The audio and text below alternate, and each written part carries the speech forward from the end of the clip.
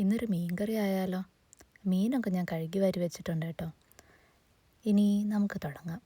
ഒരു മീൻ ചട്ടി എടുത്ത് അതിലേക്ക് കുറച്ച് ഇഞ്ചി, പച്ചമുളക്, കറിവേപ്പില, മുളക് പൊടി, മല്ലിപ്പൊടി ഇത്രയിട്ട് കുറച്ച് വെളിച്ചെണ്ണ കൂടി ഒഴിച്ചിട്ട് ഒന്ന് മിക്സ് ചെയ്ത് കൊടുക്കുക.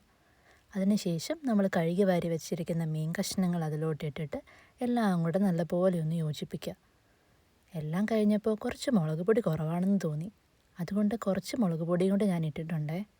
അതിലേക്ക് കഴുകി വെച്ചിരിക്കുന്ന കുടംപുളി ഇട്ട് തേങ്ങാപ്പാലിൻ്റെ 2ാം പാലും കൂടി ഒഴിച്ചിട്ട് നല്ലപോലെ മിക്സ് ചെയ്ത് അടുപ്പിലേക്ക് വയ്ക്കുക.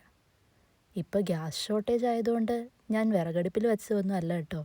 അമ്മ കഞ്ഞി വെച്ച് കഴിഞ്ഞപ്പം അടുപ്പിൽ തീ ഉണ്ടായിരുന്നത് കൊണ്ട് അങ്ങനെ വെച്ചെന്നേ ഉള്ളൂ. പിന്നെ പഴമക്കാർ പറയുന്നത് വിറകടുപ്പിൽ വെച്ചാൽ രുചി കൂടും എന്നല്ലേ, അതുകൊണ്ട് അങ്ങനെ ട്രൈ ചെയ്തതേ ഉള്ളൂ. നല്ലപോലെ തിളച്ച് വരുമ്പം തേങ്ങാപ്പാലിൻ്റെ 1ാം പാലും കൂടെ ഒഴിച്ച് ഒന്ന് മിക്സ് ചെയ്തിട്ട് അടച്ച് വെച്ച് വേവിക്കാം. നിങ്ങളിതുവരെ ട്രൈ ചെയ്തിട്ടുണ്ടോ ഈ വിറകടുപ്പിൽ വെച്ച് മീൻകറി ഇറച്ചിക്കറിയൊക്കെ വിറകടുപ്പിൽ വെച്ച് ഉണ്ടാക്കിയാൽ നല്ല ടേസ്റ്റാണെന്നാണ് പറയാറ്. നല്ലപോലെ തിളച്ചിട്ടുണ്ടേ, നമ്മുടെ അടിപൊളി മീൻകറി റെഡി.